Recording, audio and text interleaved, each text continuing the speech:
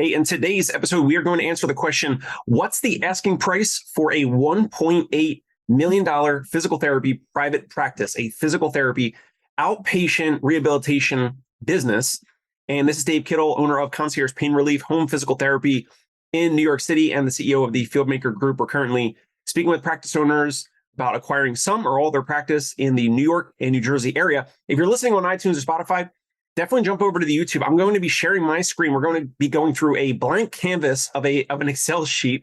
We're going to fill it up with some documentations, fill it up with some numbers. And if you have a physical therapy practice in this revenue range, we're going to talk about what potential asking price and valuation you would put on your practice. So one would be, what's the valuation? What is the value or the worth of your practice, of your business, if you were even thinking or considering about selling some or all of it? Or what is the actual asking price? These are some of the exercises and some of the numbers that you run through with a broker advisor. We are not broker advisors. We are on the buy side. We speak to broker advisors all the time. We have them on the show as well. But we are not advising or brokering deals. We're looking to acquire practices. We're looking to partner with practices and grow practices. So let's jump over to the screen share. Again, if you are on YouTube, you'll be able to see this. If you're on iTunes or Spotify, you won't be able to see this. So jump over to the YouTube, the Dave Kittle Show on YouTube when you get a chance. Let's go right into it. So we got a blank doc here.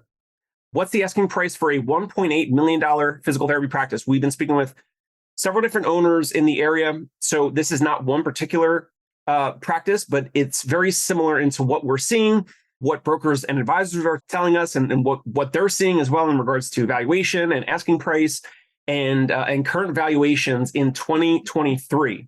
So let's go right into it. We have the revenue of 1.8 million.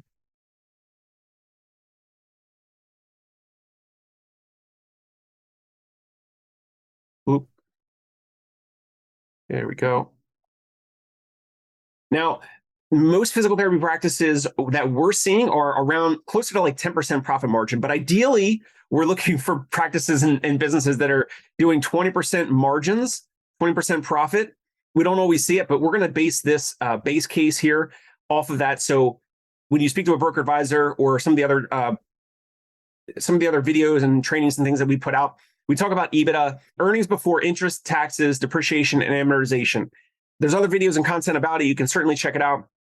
Basically, there's an adjustment of numbers, but we're talking about the net earnings, the net profit of the practice. What is the free cash flow after everything is paid? Compensation, labor, taxes, rent, all of the marketing expenditure, all those types of things. What is the cash through the business outside of all those things after all of those expenses? So what we're going to do simply 1.8 million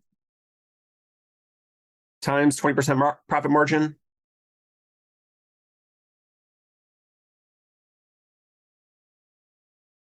We have $360,000. You can do these as well on your own. For this practice, let's just say the owner has a total compensation of $250,000. So that could be a combination of they may still be treating patients. There could be additional, there could be dividends, there could be partner draw, owner perks, whatever it is, the total compensation. So maybe they're doing $100,000 or $200,000 worth of actual patient care, or maybe $100,000 worth of patient care, or $225,000 worth of patient care and additional compensation outside of that. So $250,000. Now, for this type of practice, it really depends on the practice owner. Are they looking to get out?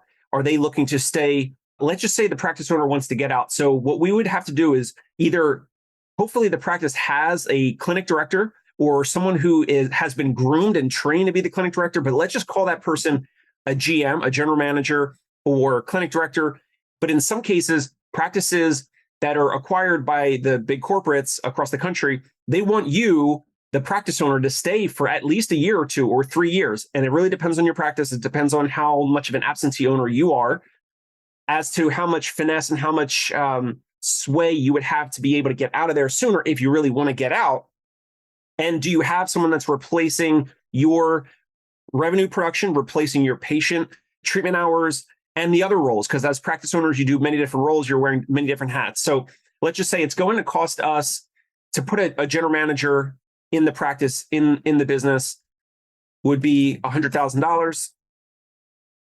Now we're going to briefly talk about something that would be add backs or take backs. So we're going to talk about rent as a rent adjustment. What we have here on the side is I'm going to talk about this potential practice. Like, let's just say you own the practice's real estate, and then you would be selling to us, the Fieldmaker Group, but you're going to keep the real estate, but you're going to sell the practice, the patient list, the equipment, the reputation, all that type of stuff. We have a somewhat of a similar scenario like that right now. So I'm going to give that a little bit of a description. So let's say the current practice owner owns the practice and they own the real estate. And regardless of where they're at, let's just make an easy number. Let's just say $5,000 per month, right? Which per year would be 50,000. 5K times 12, 60,000, excuse me, 60,000. Now, the practice owner, one of the practice owners that we were speaking with recently, this individual said, well, market rate would actually be $8,000. So they're underpaying themselves for the rent. So if a new buyer like us comes in to buy the practice, they would actually be raising the rent on us. Or this would be a similar situation if there was a different landlord, an individual that's a landlord external to the physical therapy practice, and they wanted to increase the rent on us, the new buyers. It certainly can happen because they smell that there's some new fresh blood coming in that potentially has money. So there could be a rent adjustment. So we're going through a rent adjustment really quick because that kind of factors into the valuation here. So let's say instead of the $5,000 per month, maybe you were getting a great deal if you were renting, or you are underpaying yourself if you own the real estate. Two different little scenarios. Now you might say to us, actually, based on the square footage, and I haven't raised the rent on myself in the past several years because of COVID or whatever. You could potentially say, based on the square footage, this market rate for this medical office, this physical therapy practice, et cetera, for leasing it, a lease agreement, would actually be $8,000 per month, which would be $96,000 per year. So a little bit, the difference here, 36K. So we got the 96 minus really simple stuff here, minus this cell 60,000. So we got 36,000 as the rent difference. So we're going to just call that over here on this column, this rent adjustment. So that rent adjustment would be, we would classify this as let me just put this as a dollar sign, and we would classify this as a take back as opposed to an add back. So GM coming into the business, it depends on where this is coming from, but basically there's add backs, there's take backs. Add backs are better for you, the practice owner, and the take backs would be, now there's going to be a little bit more, $36,000 extra of the cash flow of the profits of the practice having to go to this newly adjusted market rate of the rental agreement, which would then come out of your pocket as the practice owner selling. It would come out of the valuation of the free cash flow of the practice. So we would classify that as a take back. Now, if you're dealing with a broker advisor, they're going to have a lot of these things done ahead of time before they ever approach us, before they ever approach any other potential buyers. But this is just a really simplistic way to look at the capital stack here. Minus 36K.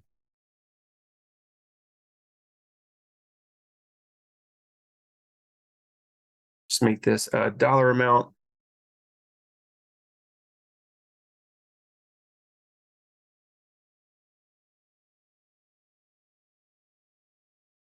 There we go. All right.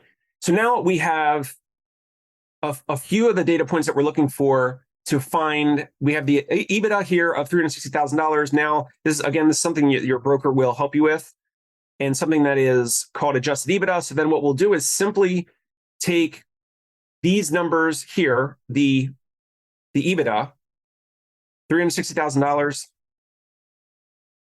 plus $100,000 of this add back plus the negative 36K, and it should come out to $424,000 as adjusted EBITDA.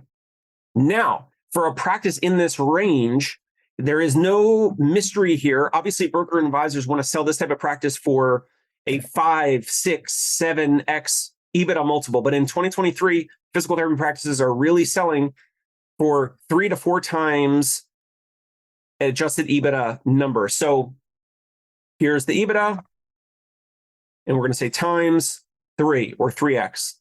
EBITDA 3x. Very, very easy peasy.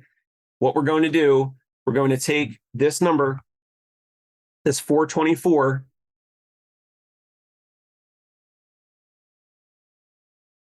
here, times 3. 1,272,000. Now, that is what we can kind of call like the enterprise value. The enterprise value, but we're going to go through the other liabilities, cash in the practice, all that type of stuff. So enterprise value of this practice, 1.3 million, 1.272 million. We're still not to the asking price yet. We're going to get to it. So what's the equity value? What is the equity value? Just like a home. So if you're going to buy let's say you're going to buy a $500,000 home, but that person who's selling the home still has $100,000 on the mortgage. So the asking price might be $500,000, but the equity value would actually be $400,000 because you have to take the actual dollar amount that they would get for the for the real estate of the house minus the liabilities, minus any debts, any outstanding mortgages, right? So we're going to answer this question: what is the equity value here? So to do that, we're going to talk about how much cash is in the business, in the practice. We would typically be buying whatever cash is in the practice, cash that might be in the business, because we want to use that cash to fund working capital. We want to make sure that the payroll doesn't get tight. We don't want the team to miss a paycheck, and the staff members get freaked out. They get spooked. They go to apply and work somewhere else. They don't trust you, or they don't trust the new buyer, us in that situation. So the cash in the business, let's just say, is $170,000. That could be a combination of cash that's literally in the bank and also accounts receivable. So what is your AR for, what's your 30-day AR, what's your 60-day AR, et cetera. And then, how reliable is that? And are you collecting, 50% of it, or like how much of that AR are we going to actually collect? So let's put a number to that. So in this case, we'll say 170,000. And then over here, let's just say liabilities. What are some of the liabilities here in the practice, if there are any? So they could be maybe a big tax bill. It could be any debt or loans on the practice. We've spoken to many different practice owners over the years where maybe they have taken out they took out a loan for refurbishments. They like they just gutted the practice, or they gutted a certain part of the practice, and maybe new carpeting, new refurbishment of equipment, new paint, new crown molding, build a new front desk, rearrange the front desk, whatever it might be. You bought an Ultra G, and instead of paying $40,000 or $50,000 up front for the Ultra G, you have it financed. So that's, something that we'll just say for this scenario,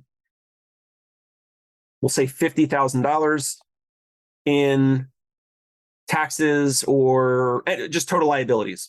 So now we're going to bring that over here in this column. But that's a negative number, negative 50,000.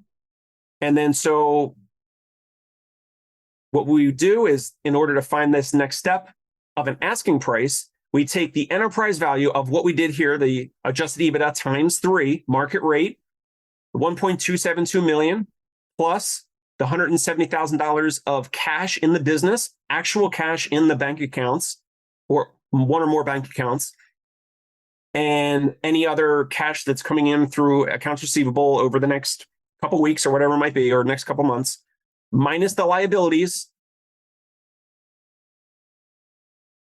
And that gives us 1.392 million. So about 1.4 million. So in this case, you just round up the asking price for this scenario would be $1.4 million.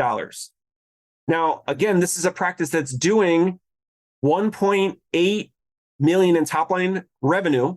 And this is very fair. I know that some practice owners get, scared or they get freaked out over this valuation style. But if you have a $1.8 million service-based business, you're usually not going to get more than $1.8 million.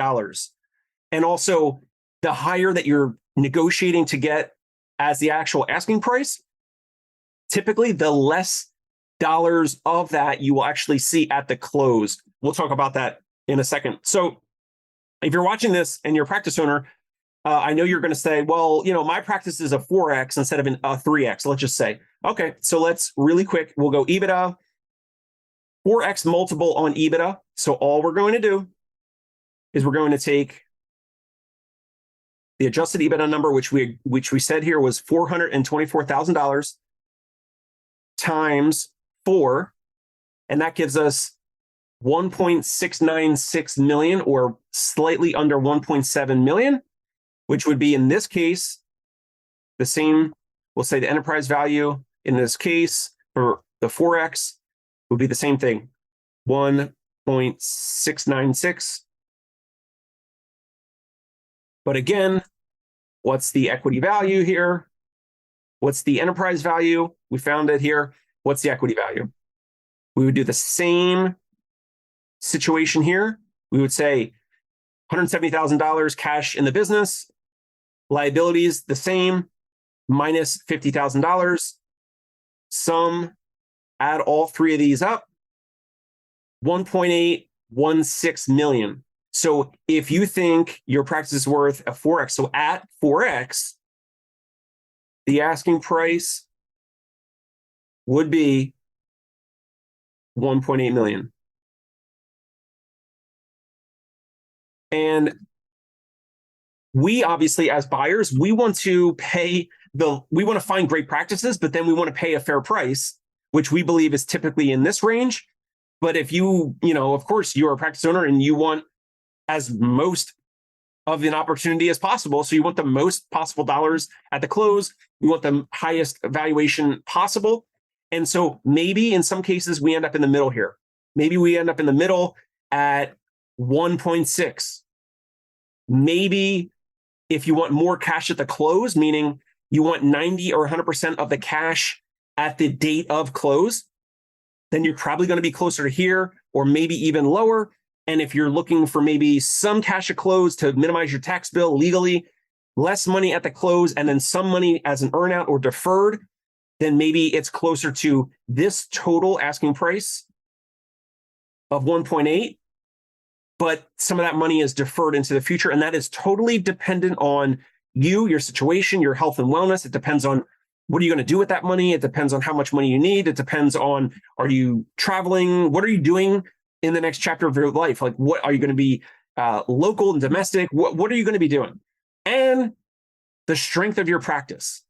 So direct access patients, maybe 25% of your patients are private pay, or they have there's some cash pay services like dry needling or laser or spinal decompression or fill in the gap, remote programming, in office wellness, gym type program, like a recurring membership. And maybe the gym is used for evening services like yoga classes, Pilates classes. Someone pays, rent for that. It's a little off topic, but it still would be counted towards the revenue of your practice, and it could potentially change your valuation. But ultimately, it's also, how much are you collecting with accounts receivable? Like, what are you and your billing person, your billing team in-house or outsourced? How much are they actually collecting in general on a month-over-month, quarter-over-quarter basis? All those dollar amounts certainly affect the performance of the practice. Those are all the different drivers that will kind of slide you on this sliding scale up or down, closer to a 2 or 3x EBITDA or a 4x EBITDA. But obviously, revenue and the actual profit margin here, these are the big drivers of what changes the actual EBITDA. So multi-million dollar healthcare deals that are 10 million, 50 million, 100 million, even some of those are in the 6x, 7x, maybe 10x range of EBITDA. So just as a reality check, practice owners that have a $1 or $2 or $3 million practice, they don't always, they want it, of course, I get it, but they're not necessarily going to get a 5, 6, 7x multiple on their adjusted EBITDA number here. All right, so that's it for now. This is basically how you can figure out what would be the asking price for your practice. What's the asking price in this scenario? The asking price for $1.8 million physical therapy private practice. And really, it comes down to what's the actual asking price? I believe closer to 1.4. It certainly depends because it's just like an anonymous case study here. You are watching this, you're believing that you have a better reputation in the community, you have a better practice, better therapists, clinically, therapists that have been retained, great team, great chemistry, great morale, all that type of stuff. Great. I mean, if that's you, then yeah, you might be closer to this 4x EBITDA, which would then be an asking price of 1.8 million. But if you're watching some of the other videos that we're putting out here on the Dave Kittle Show, if you have a $1.8 million practice, it's really, really challenging to get 1.9 million or 2 million or more than 2 million. It just doesn't happen, folks. And if you don't believe me, that's fine. You can certainly check with advisors, check with brokers. Usually you can ask them some few questions without retaining them, without paying anything. See what the market's like. See if I'm right, see if I'm wrong. Check with brokers. But we've been speaking to brokers in the New York, New Jersey, Long Island, Philly, Connecticut areas.